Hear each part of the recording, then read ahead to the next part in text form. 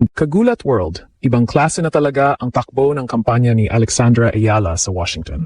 Matapos pabagsakin ang defending champion na si Leylah Fernandez, dinagdagan pa niya ang kanyang listahan ng malalaking biktima matapos talunin si Elina Svitolina sa quarterfinals, 6-3, 6-4.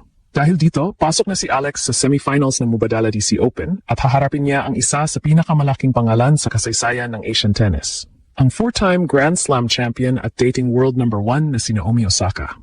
Hindi na kasalukuyang world number 1 si Osaka.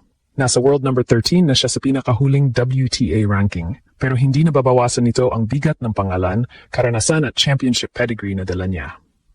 2 Australian Open at 2 US Open titles ang kanyang hawak, kaya ito ang magiging pinakamalaking pagsusulit ni Alex sa tournament.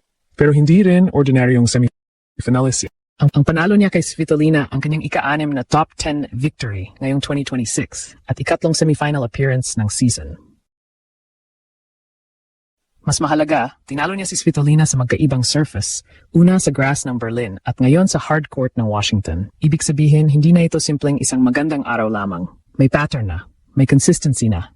Unang beses na magharap sina Alex at Osaka sa professional tour. All-Asian semifinal ito. Pilipinas kontra Japan, rising star kontra established global superstar. At kapag nanalo si Alex, hindi lamang siya papasok sa final. Magpapadala siya ng malinaw na mensahe sa buong WTA. Handa na siyang makipagsabayan sa pinakamalalaking pangalan ng tennis. At bawat araw ay may bagong pahinang sinusulat si Alex sa kasaysayan ng Philippine tennis. Pero ang paparating na laban niya sa semifinals ng Mubadala DC Open ay hindi lamang panibagong match sa isang magandang tournament run. Ito ang klase ng laban na pwedeng magbago sa tingin ng buong tennis world sa isang manlala. Sa isang panig ay si Alex ang batang Filipina na patuloy na umaakyat, patuloy na lumalaban at patuloy na nagpapatunay na hindi aksidente ang kanyang mga panalo laban sa elite players. Sa kabilang panig ay si Naomi Osaka, dating world number 1, four-time Grand Slam champion at isa sa pinakakilalang Asian athletes sa buong mundo. Ito ang unang professional meeting ng dalawa. Walang previous head-to-head record na pwedeng gawing malinaw na basehan. Walang lumang laban na maaring balikan para sabihing may psychological advantage ang isa. Pagpasok nila sa court, magsisimula sila sa malinis na papel, pero hindi ibig sabihin na pantay ang kanilang karanasan. Sa achievements, championships at exposure sa pinakamalaking entablado, napakalaki ng lamang ni Osaka. Si Naomi ay nakaranas ng maglaro at manalo sa ilalim ng matinding pressure ng Grand Slam Finals. 2 beses siyang naging Australian Open champion at 2 beses ding naghari sa US Open. Naging world number 1 siya at tumagal ng 25 linggo sa pinakamataas na ranking. Kahit nasa world number 13 na siya ngayon, dala pa rin niya ang power, explosive serving at first strike tennis na minsang nagpabagsak sa pinakamahusay na players sa mundo.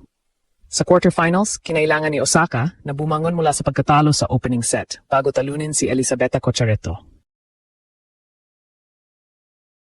4-6, 6-4, 6-3. Nakapagtala siya ng 9 na aces kumpara sa isa lamang ng kanyang kalaban. Ipinapakita nito na kahit hindi agad gumana ang kanyang laro, mayroon siyang kakayahang mag-adjust, manatiling kalmado at gamitin ang kanyang serve para mabawi ang kontrol ng match. Pero may isang bagay na dapat ting bantayan. Hindi naging mabilis o madaling quarterfinal ang pinagdaanan ni Osaka. Umabot ito sa 3 sets at kinailangan niyang gumastos ng malaking enerhiya upang makabalik. Samantala, si Alex ay nagpakita ng mas kontroladong performance laban kay Svitolina. Tinalo ni Alex ang Ukrainian second seed sa straight sets, 6-3, 6-4. Hindi ito simpleng panalo laban sa isang sikat. Si Svitolina ay isang top 10 player at isa sa mga pinaka-experienced na competitors sa women's tour. Ngunit nagawa ni Alex na hawakan ang momentum, manatiling agresibo at tapusin ang laban ng hindi pinahaba sa deciding set. Ang mas kahanga-hanga, 2 beses na ngayong taon na tinalo ni Alex si Svitolina. Una niya itong ginawa sa grass courts ng Berlin noong Hunyo. Ngayon, inulit niya sa outdoor hard court ng Washington. Kapag natalo mo ang isang elite player sa 2 magkaibang surface, mahirap nang tawagin sa ang resulta. Ipinapakita nitong kaya ni Alex na mag-adjust sa bilis, bounce at tactical demands ng iba't ibang court.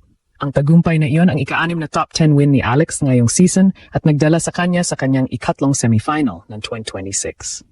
Napakalaking development nito para sa isang player dati ay tinitingnan lamang bilang promising young talent. Ngayon, hindi na sapat na tawagin siyang prospect. Isa na siyang aktual na threat sa malalaking tour. At bago pa man niya talunin si Svitolina, ipinakita na rin ni Alex ang kanyang mental toughness laban kay Leylah Fernandez. Tinalo niya ang defending Washington champion 6-2, 7-6, pero hindi naging normal ang second set. naiwan si Alex, 1-5. Bago siya bumalik at turugin si Fernandez sa tiebreak, 7-1.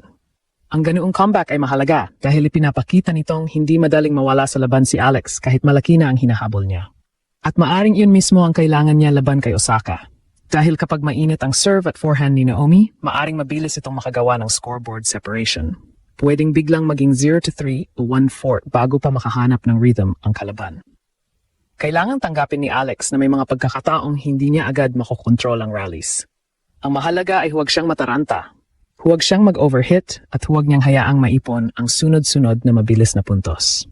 Para kay Alex ang laban ay posibleng umikot sa return of serve. Hindi niya kailangang ibalik ng winner ang bawat malakas na serve ni Osaka. Kailangan lamang niyang may pasok ang sapat na returns para mapahaba ang rally at mapuwersang gumawa ng dagdag na bola ang Japanese star.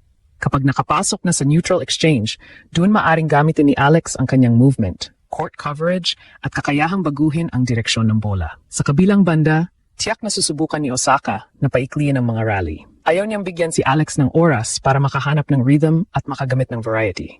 Gagamitin niya ang first serve, mabilis na first ball at power mula sa baseline. Kaya ito ay hindi lamang battle ng talento, battle ito ng tempo. Kapag mabilis at diretso ang laban, pabor yun kay Osaka. Kapag naging physical, tactical at mahaba ang exchanges, mas lalawak ang pagkakataon ni Alex. Pero higit pa sa tennis tactics, napakalaki ng simbolismong dala ng Alex versus Osaka semifinal. All-Asian showdown ito sa isang WTA 500 tournament. Ang Pilipinas, isang bansang hindi tradisyonal na tennis powerhouse, ay magkakaroon ng kinatawan laban sa pinakasikat at pinakamatagumpay na female tennis player na nagmula sa Japan. Kaya hindi nakapagtatakang maraming fans ang tumitingin dito bilang higit pa sa ordinaryong semifinal. Sa social media, inilalarawan ang matchup bilang isang all-Asian semis showdown habang ang official tournament promotion ay tinawag itong must-see viewing. May mga Filipino fans ding nag-aabang sa practice sessions ni Alex habang si Osaka ay dinudumog din ng supporters sa tournament grounds. Magandang makita na parehong may malakas na fan support ang dalawa pero magkaiba ang kanilang pinanggagalingan. At dito muling masusukat ang composure ni Iala. Sa mga nakaraang laban, ipinakini siya madaling matakot sa pangalan o ranking ng kalaban. Tinalo niya ang defending champion na si Fernandez. Tinalo niya ang second seed at top 10 star na si Svitolina. 6 na top 10 victories na ang kanyang naitala ngayong season. Ngayon, kailangan niyang patunayan na kaya rin niyang harapin ang aura ng isang global superstar. Hindi kailangang maglaro ng perpektong tennis si Alex. Ang kailangan niya ay manatiling disiplinado. Hindi niya dapat piliting tapatan ang raw power ni Osaka sa bawat rally. Mas mahalagang gumamit siya ng angles, variation at intelligent shot placement. Kailangan niyang pagtrabahuhin si Naomi, ilabas ito sa comfort zone at ipakita na hindi sapat ang isang malakas na serve o forehand para tapusin siya.